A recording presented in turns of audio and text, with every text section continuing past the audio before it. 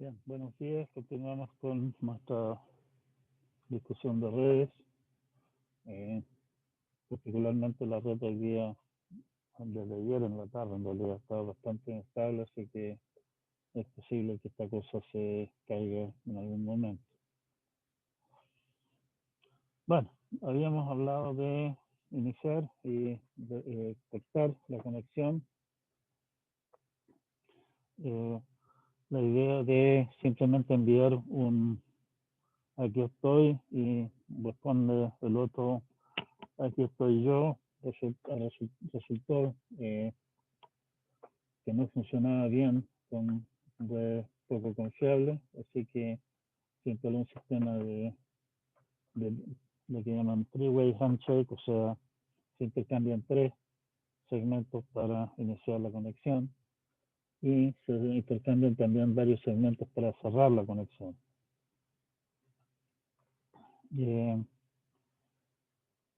Los segmentos fuera de orden podían hacer que el segmento final, de cierre, finish, llegue antes de que llegue el último segmento de datos. Entonces, para evitar esa clase de problemas, el segmento finish básicamente da como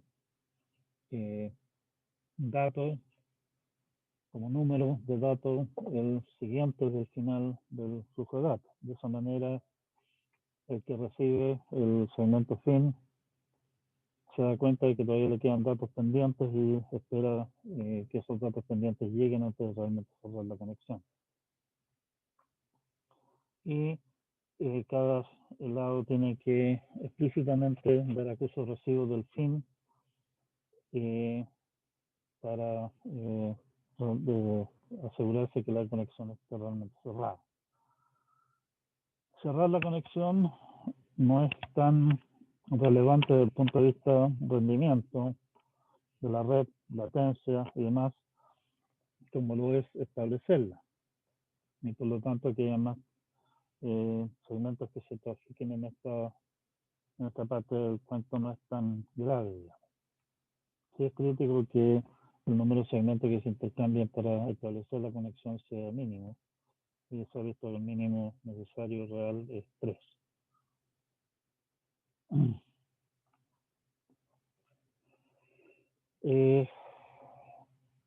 Recuperación de fallas. Fallas en este caso nos referimos a que por alguna razón alguno de los dos participantes en la conexión se cae, falla y se reinicia. Salvo situaciones bien particulares, eso significa que todas las conexiones que estaban abiertas, toda la información sobre las conexiones abiertas simplemente se perdió. Las conexiones afectadas, o sea, del otro lado, no se enteran, nadie le avisa, digamos, ¿quién le va a avisar? De que el otro lado se falló y la conexión en el fondo queda abierta. O sea, uno de los dos extremos está seguro de que la conexión está abierta, el otro ni siquiera sabe que la conexión existe.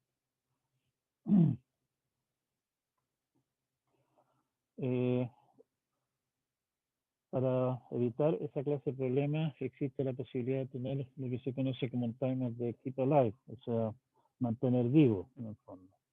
La idea es que si es que durante un plazo razonable, plazo del keep alive timer en el fondo, no se ve ninguna clase de actividad de parte de la contraparte, sospechamos que la contraparte le ocurrió alguna clase de desgracia y cerramos la conexión.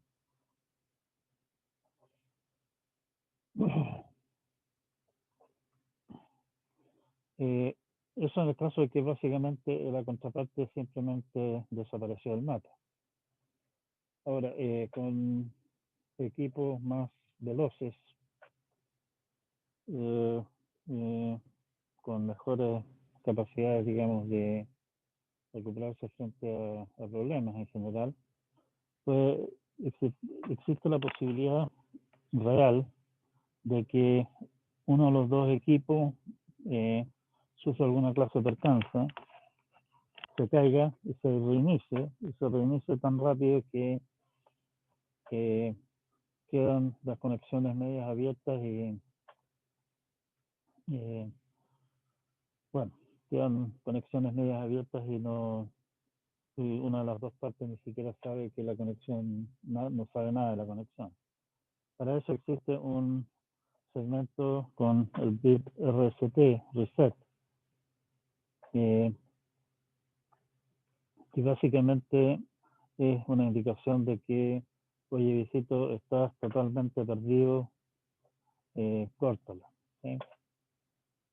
La idea en el fondo es que si a un equipo le llega un segmento correspondiente a una conexión que no existe, básicamente envía de vuelta un mensaje de reset, o sea, un segmento con reset diciéndole, oye, visito respecto del segmento byte número tanto, digamos que tú me enviaste, yo no tengo idea de esta cosa, por favor, destruye esa conexión que por mi lado no existe. ¿Sí? Obviamente la contraparte deberá verificar de que el reset es válido, viene de la dirección de destino a la que iba dirigido el segmento el que está respondiendo y que el número de byte al que hace referencia es el correcto. Eso como una manera de evitar fraude o sabotaje. O sea, en el fondo, si ustedes se fijan, esto da una manera ideal para cometer sabotaje. Veo tráfico que va al destino y maliciosamente envío un segmento reset falsificado para cerrar la conexión entre los dos. ¿Sí? Así que eso también hay que manejarlo con cuidado. TCP ofrece una serie de servicios. TCP está definido por el profesor 793, extremadamente temprano, como ustedes pueden ver. Como siempre, los servicios que ofrece TCP están definidos en términos de ciertos primitivos y parámetros.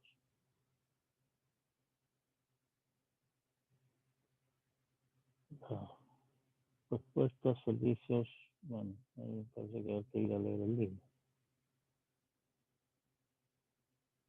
Hay varias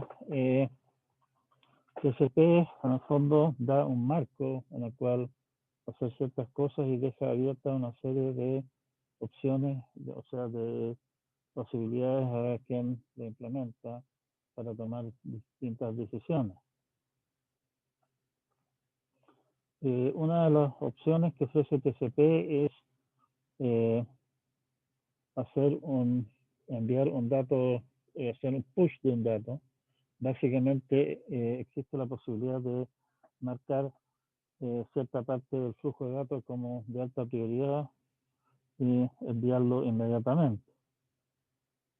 Posiblemente adelantarse a otro flujo de otros datos del mismo flujo.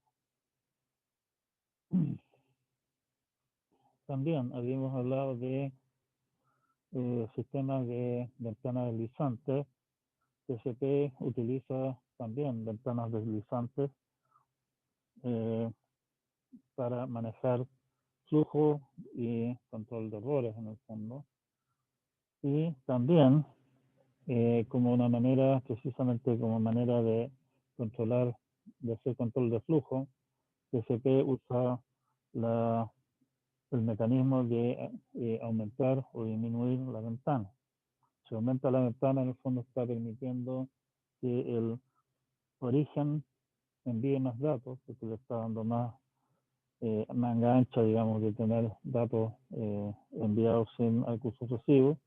Si achica la ventana, está en el fondo estrangulando el flujo. En el extremo, la ventana se puede reducir a cero. O sea, básicamente quiere decir, por favor, no me envíes nada. Si no ocurre ninguna de las dos cosas, o sea, si que no hay datos que se están enviando de forma urgente y tampoco está cerrada la ventana de transmisión, el origen de los datos obviamente está tiene la libertad de enviar los datos cuando estime conveniente. Ojo, cuando estamos hablando de la entidad TCP que envía, no estamos hablando de la aplicación. La aplicación obviamente va a generar datos a ser enviados a la rapidez que la aplicación estime. Lo que estamos hablando aquí como entidad que envía es típicamente hoy día el sistema operativo quien decide eso. ¿Sí? En el caso extremo, recuerden ustedes cómo manejamos la conexión TCP en el ejemplo del servidor y cliente que discutimos cuando hablamos de programar TCP. La aplicación puede enviar datos a un carácter a la vez, de un byte a la vez. Y en principio, la entidad que envía los datos podría perfectamente hacer caso de eso y enviar un byte por segmento, lo cual definitivamente es extremadamente ineficiente porque el tamaño de los encabezados que acompañan eso son muchísimo mayores que el dato que se está enviando. Lo que puede hacer el sistema operativo, en el fondo, en este caso, al que está haciendo referencia, digamos, nuestra amiga aplicación, es simplemente ir acumulando datos hasta que tenga suficientes datos acumulados como para considerarlo deseable de enviar. O sea, transmisiones más grandes van a ser más eficientes porque el mismo encabezado pero con más datos. Y eso va a funcionar mejor, va a tener menor costo, digamos, en términos de generación de segmentos y hacer todo el cuento para enviarlo. Por el otro lado, si se envían segmentos cortos, en plazos cortos, digamos, el tiempo de respuesta que da el sistema es mejor, o sea, el sistema se siente más ágil. O sea, tenemos que tratar de encontrar un justo equilibrio entre esas dos cosas. Uso eficiente de la red y la agilidad que pueda sentir un usuario. Y ahí entramos entonces a usar una serie de heurísticas, lo que es una palabra elegante para decir criterios chamullantes que muchas veces tienen la razón, pero a veces se equivocan medio a medio, para hacer esta clase de cosas.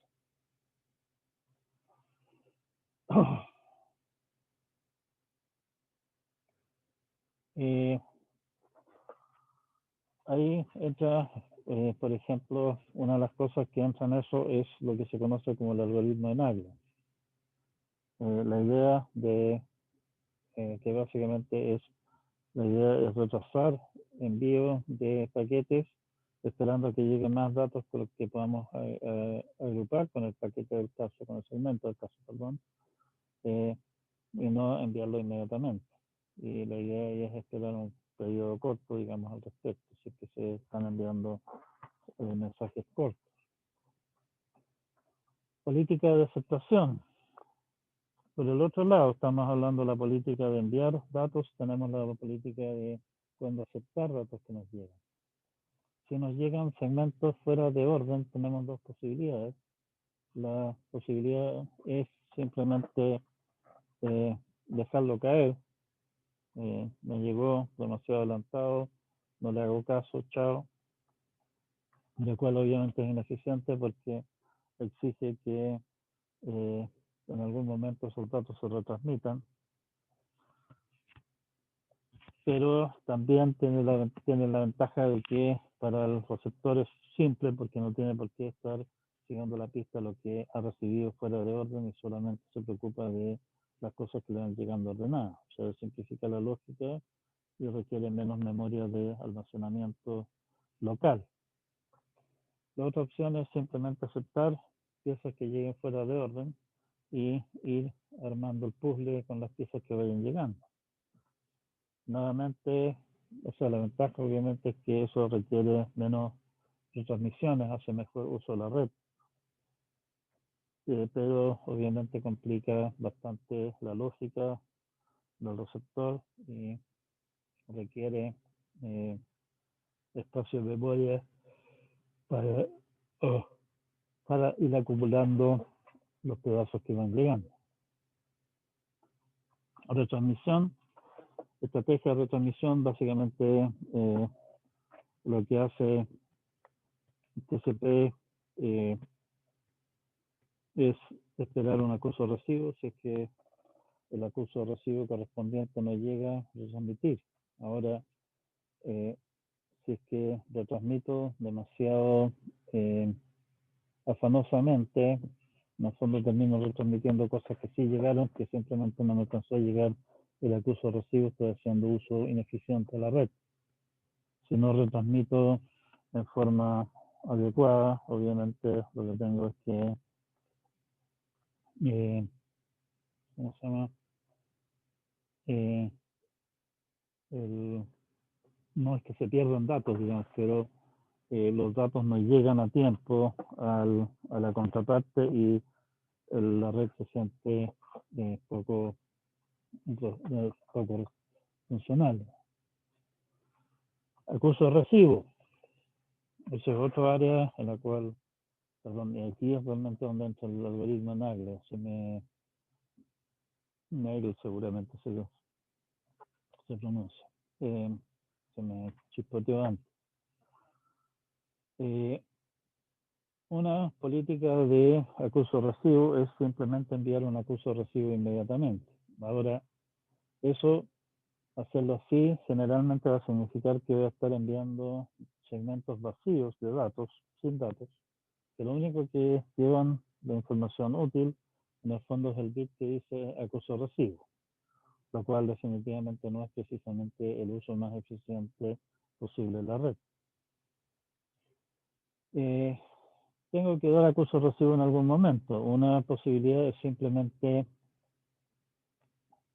esperar un ratito corto a ver si es que aparecen datos que vayan de vuelta al origen del segmento que voy a dar acuso recibo, de manera de básicamente agregarle a ese segmento que va en respuesta el acuso recibo correspondiente, lo cual significa que en el fondo estoy usando mejor la red, menos burocracia en el sistema operativo, todas esas cosas, tiene una serie de ventajas.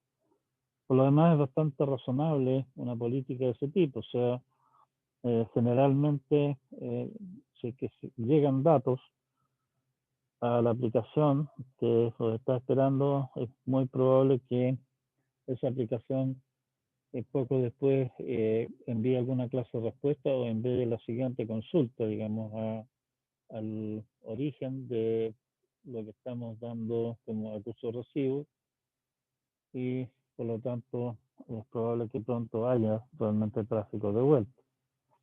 ¿Sí?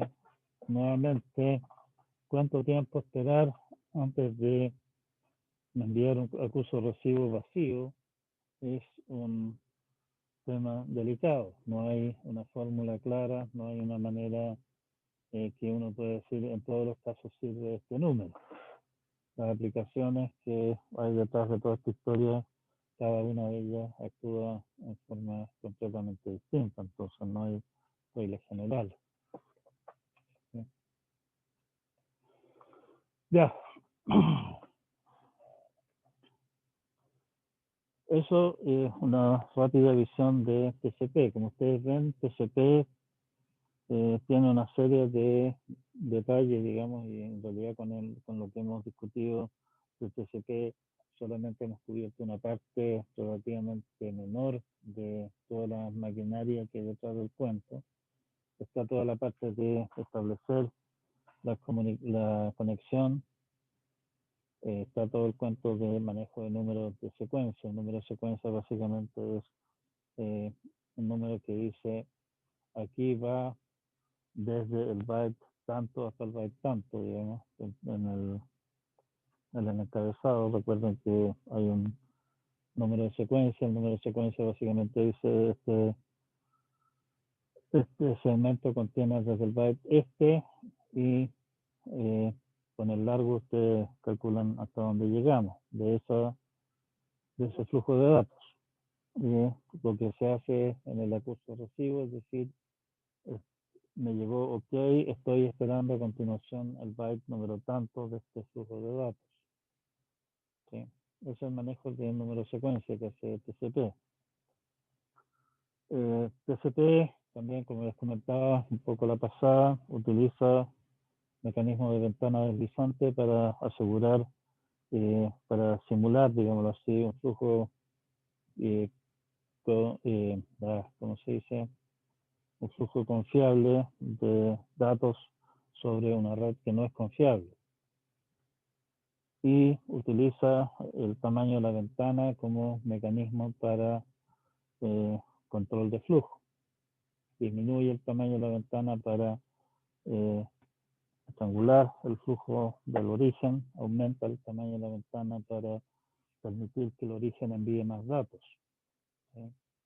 Puede llegar al extremo de cerrar la ventana, poner la ventana en cero para impedir que del otro lado envíe más datos. Bueno, eso. Hay una serie de otras cosas de qué hacer para manejar congestión, pero eso lo vamos a ver más adelante. También es parte de los mecanismos que están de alguna manera involucrados en TCP. Como ustedes ven, aquí hay nuevamente una justificación clara del por qué dividir la tarea de la red en capas.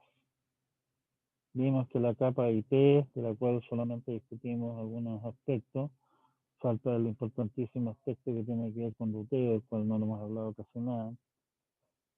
Tiene una serie de tareas bastante complejas que resolver, y eso todavía sin verse en la obligación de ofrecer un servicio confiable. TCP lo que hace es sobre el servicio no confiable que ofrece IP, pero que me ofrece un servicio punta a punta entre cualquier dos direcciones IP en el mundo, construye un servicio de flujo continuo confiable de datos, nuevamente con toda su propia serie de complicaciones propias. ¿Sí? Bien, como les comentaba, un poco en un arranque de humildad, la gente que creó TCP/IP, ARPA, realmente el modelo ARPA de red de Packet Switching, inventó lo que nosotros conocemos hoy día como TCP, que realmente si ustedes comparan el RFC original de TCP con el TCP que estamos usando hoy día, hay mundos de diferencia. O sea, el TCP de aquella época tenía suficiente manga ancha, digamos, por suerte, como para poder tomar algunas decisiones y definir ciertos algoritmos que el TCP original simplemente no especificaba para nada. Da la libertad de jugar con ciertos parámetros respecto de cómo calcular, por ejemplo, cuándo retransmitir, cuándo enviar acuse recibo, cuándo agrupar o no datos que llegan de parte de la aplicación, toda esa clase de cosas, digamos, básicamente quedaron abiertas en el fondo en la especificación original del TCP, precisamente porque la gente que estaba diseñando esto no se sentía en la posición de poder decretar cómo debían hacerse las cosas. Dejaron abierta la puerta para que se pudieran experimentar y probar distintas alternativas y elegir la mejor. Lo que estamos usando hoy día generalmente está bastante lejos de la versión original del TCP en ese sentido. Por el otro lado, el objetivo de TCP era precisamente ofrecer un servicio cómodo y simple de usar, un servicio de flujo continuo de datos confiables. Pero, como ya comentábamos, está toda la maquinaria de ventanas deslizantes, acusos de recibo, retransmisiones y toda esa clase de cosas y también obviamente el tema de establecer y terminar conexiones, que son tareas extras que hay que efectuar en este cuento. Y el servicio que está ofreciendo TCP es un servicio bien particular, o sea, ofrece un servicio en el cual el destino en particular no tiene cómo saber en cuáles fueron los pedazos, digamos, de datos que envía a través de la red. O sea, el origen puede estar enviando los datos enviando datos de un byte a la vez, y yo por el otro lado llego y leo, no sé, un bloque de 8 kilos de un paraguas. No tengo cómo saber cuáles fueron los pedazos que envió el origen. No hay mensaje, digamos, hay un flujo continuo de datos, es el modelo que hay. La gente que inventó todo este cuento, entonces, viendo que ellos estaban ofreciendo un servicio alternativo que a ellos les parecía cómodo de usar, eh, por lo tanto deseable, pensaron que en realidad no tenían todas las respuestas, no sabían cómo se iba a usar la red y por lo tanto para darle a los usuarios que lo desearan la alternativa de construirse su propio servicio de entrega confiable, eh, ofrecieron la idea de básicamente, oiga, si a usted TCP no le gusta, aquí tiene las partes y piezas para armarse lo suyo propio.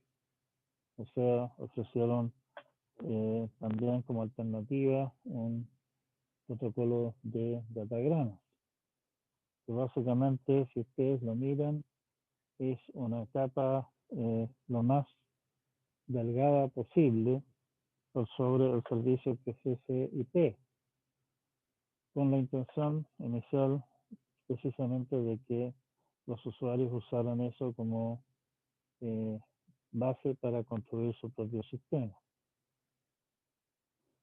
Tuvieron razón en una cosa y se equivocaron medio a medio en la otra. El punto es que resultó que construir un sistema de entrega de datos confiable, sea cual sea por sobre un sistema de entrega de datos que no son confiables, como lo son los datagramas, los SIP, no es una tarea fácil. Ahí se les pasó la mano con la humildad. Hicieron un muy buen trabajo con la definición de TCP. Tan buen trabajo que le apuntaron tan bien a el común de los requisitos de las aplicaciones que TCP se usa en forma prácticamente universal. Y por el otro lado también los usuarios en general no son tampoco expertos en diseño de protocolos de red. El diseñar un protocolo de entrega confiable de datos, sea cual sea digamos, es una tarea bastante delicada compleja, que no se puede dejar en manos de un programador cualquiera traído del instituto siguiente. Y por lo tanto, en realidad, prácticamente nadie construyó sus propias cosas utilizando las piezas dadas por UDP. Lo que sí, curiosamente, aparecieron algunos servicios para los cuales UDP a secas, sin ninguna clase de adornos que pudieran hacerlo, sirvieran para construir algo confiable por encima de esto, resulta suficiente y perfectamente adecuado. Creo que les comenté un par de veces ya el servicio NTP y el servicio que usa su computador para sincronizar su reloj.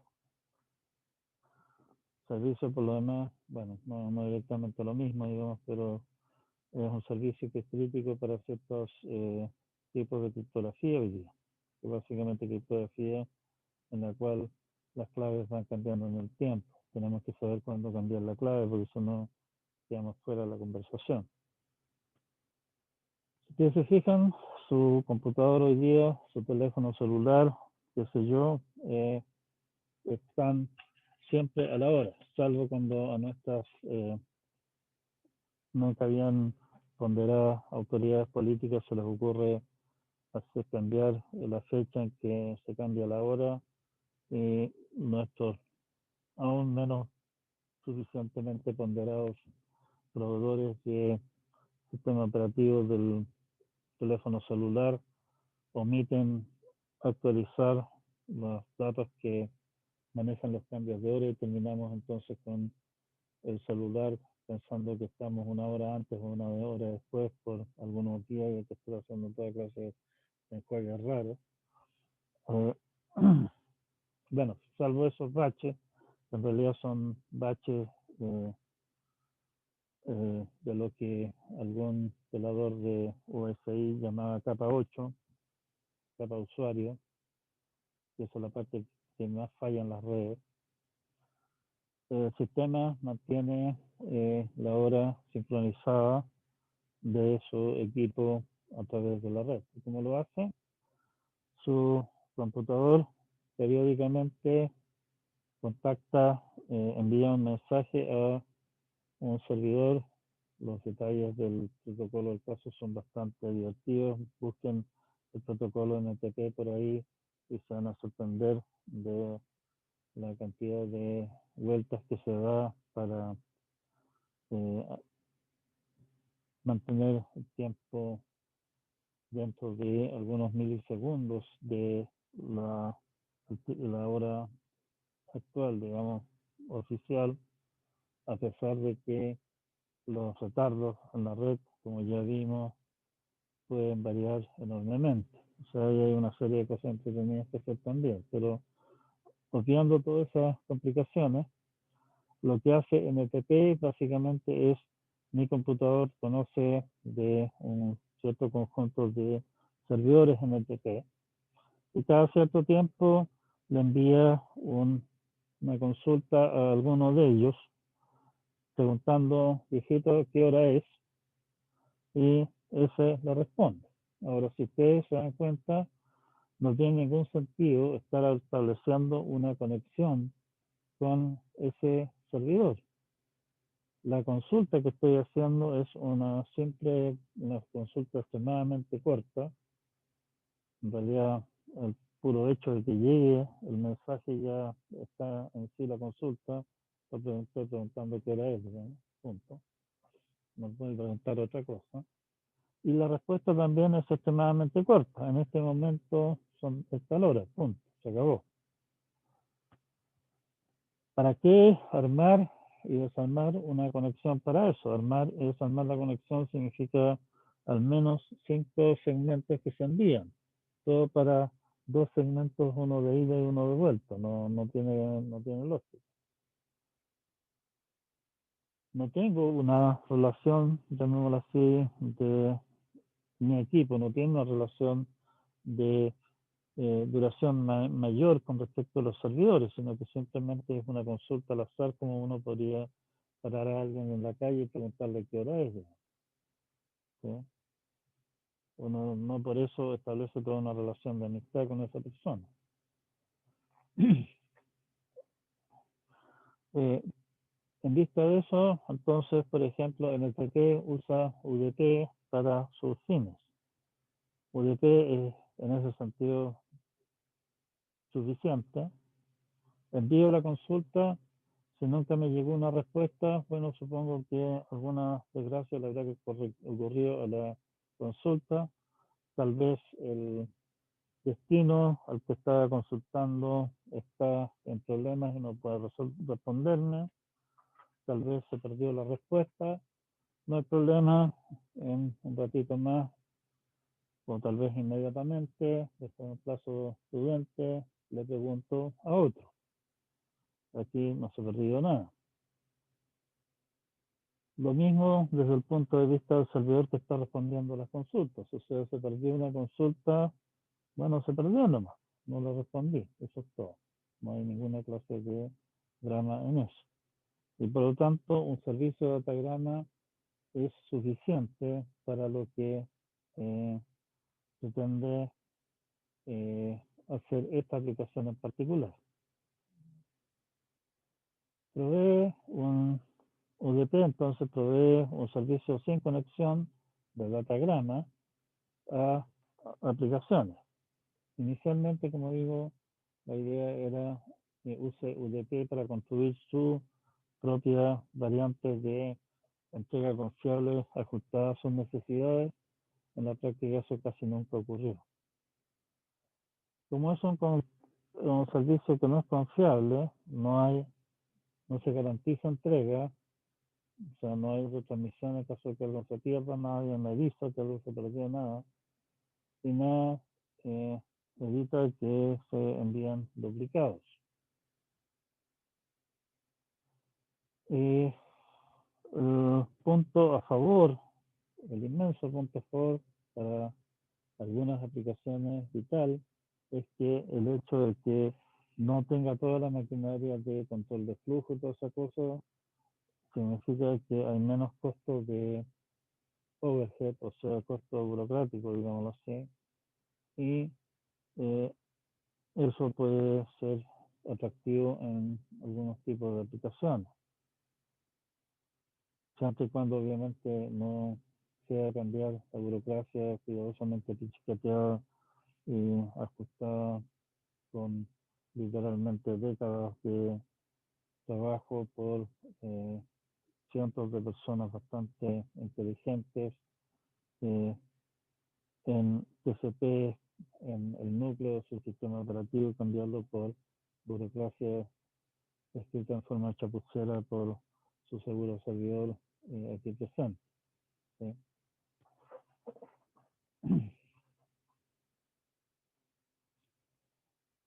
Nuevamente una hoja en blanco y resumen final.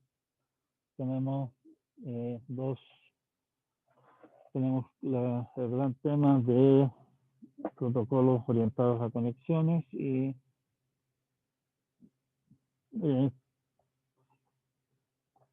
servicios de transporte que simplemente ofrecen datagramas. En esto, derechamente, TCP no es que se aleje completamente, sino que en realidad más bien habría que decir que OSI simplemente no tomó el paso pionero dado por TCP/IP al ofrecer un servicio de datagrama a nivel usuario. Si ustedes revisan las especificaciones de OSI, que en realidad, como ya les he comentado varias veces, simplemente una ficción mental, nunca se completó. USI no ofrece nada similar a un servicio de datagrama accesible al acceso del usuario. TCP sí, en parte, como les comentaba, por las razones que daba la gente inicialmente diseñó esta cosa de mire, aquí le estamos ofreciendo TCP, si esto no le gusta, aquí tiene las piezas para construir algo que a usted sí le agrade. Cosa que ocurrió por caso. Resulta que en el camino también, además de estas dos grandes alternativas, que una es gigantesca, la otra es pequeñita, aparecieron otra clase de requerimientos de parte de la red. Aparecieron, ¿cómo se llama?, aplicaciones que tenían en realidad necesidades no de un flujo continuo de datos confiable, sino que requerían un servicio de envío de mensajes confiables. O sea, yo envío un mensaje y tengo la garantía de que ese mensaje llega, que no se pierde, que lo van a retransmitir en caso de que el mensaje se pierda y yo no tenga que estarme preocupando de esa clase de detalles. Pero estamos hablando de mensajes, no como el caso de TCP, que yo les comentaba que si es que yo envío datos de un byte a la vez, mi contraparte al otro lado los puede leer en bloques de 1 kilo si quiere, y ni se entera, no tiene cómo enterarse de que yo envié los datos de 1 byte a la vez. Hay situaciones en que eso no me sirve. En realidad necesito que, oiga, este mensaje tiene que salir ahora. Me da lo mismo que sea corto o largo. Y tiene que llegar con ese mismo tamaño como un mensaje corto o largo al destino. Hay servicios que ofrecen esa clase de cosas. También SCTP, que es la abreviatura del protocolo del caso. Y así hay varios otros más. Hay algunos protocolos orientados a, ¿cómo se llama?, a manejar mensajes y cierto tipo de aplicaciones especiales. Esos son relativamente pocos, pero que son el protocolo a usar en sus nichos de aplicación particulares. En ese sentido, TCP/IP está abierto a ofrecer alternativas de protocolos de transporte que sean más adecuados para el usuario y la aplicación que tengamos en mente. TCP, tenemos, se discute servicios que ofrece TCP, básicamente envío de datos bidireccional, confiable, con el formato del encabezado que lo mostramos acá. Vimos que hay una serie de mecanismos que usa TCP, ventana deslizante, políticas de transmisión, cómo se establece y se termina una conexión. Si que ustedes, por ejemplo, hay un tema también que tiene que ver con qué pasa con datos que quedan flotando en la red, que pueden llegar muchísimo después de que una conexión se cierre. Por razones de eso, ahí también hay, bueno, eso es parte de las políticas de implementación. Si es que ustedes cierran una conexión, el port del caso queda básicamente vedado de ser reusado por un periodo relativamente largo, precisamente con la idea de que cualquier dato que todavía quede flotando por ahí en la red y llegue atrasado no haga desastre con una nueva conexión que sea establecida en ese mismo puerto. Vimos que el TCP en particular deja en principio una serie de decisiones de diseño, de programación, de llevar a la práctica concretas, las deja abiertas. Y si ustedes se ponen a cachurear los RFC y más aún se ponen a revisar otra literatura externa, digamos, que nos cae todavía o todavía jamás caiga en la categoría de estándar o estándar propuesto o propuesta de parte oficial, mucha gente ha ha hecho uso de esa libertad de diseño para probar otras alternativas y hacer las cosas, tratar de hacer las cosas mejor.